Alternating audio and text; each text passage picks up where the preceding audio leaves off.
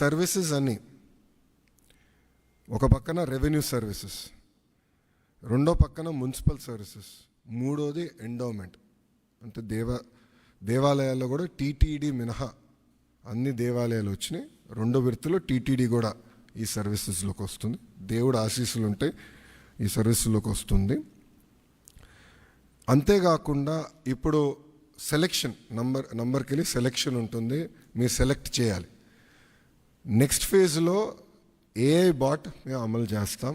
సింపుల్గా మీరు వెళ్ళి నాకు బస్ టికెట్ ఈ ఊరు నుంచి ఈ ఊరికి రావాలంటే సింపుల్గా డన్, ఇది ప్రైస్, మీరు డబ్బులు కట్టండి bus ticket will be issued. అట్లా ఏఐ బాట్ పెట్టాలని మేము నిర్ణయం తీసుకున్నాం. రెండో విడతలో చేద్దాం అనుకున్నాం.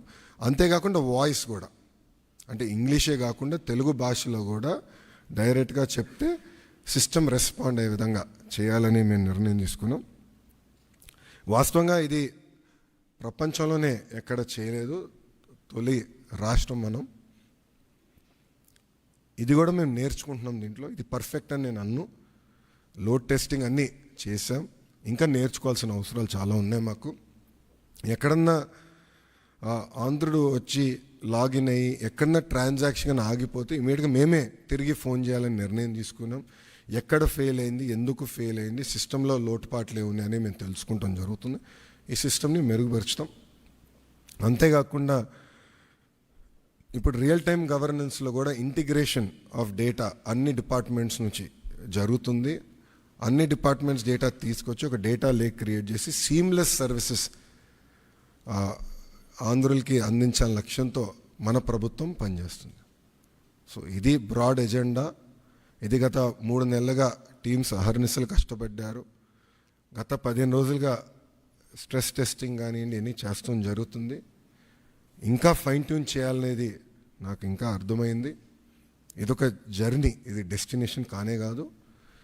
ఇది ఇంకొక 6 నెలల్లో I believe we can bring out an ideal product. అంటే అన్ని సర్వీసెస్ ఏఐ వాయిస్ కలిపి ఒక 5-6 నెలలు పడుతుంది.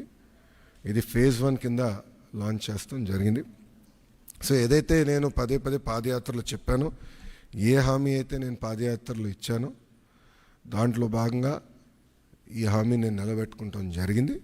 ముందు ఇది స్ట్రీమ్లైన్ చేస్తాం.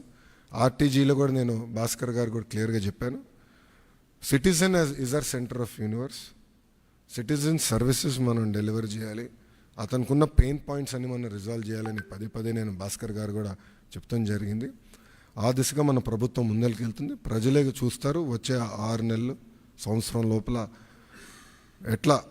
ఎంత మార్పు వస్తుందనేది ప్రజలే గమనిస్తారని ప్రజలందరూ తెలుపుకుంటూ ఇప్పుడు మెటా ఇండియా హెడ్ సంధ్య గారిని మాట్లాడవలసిందిగా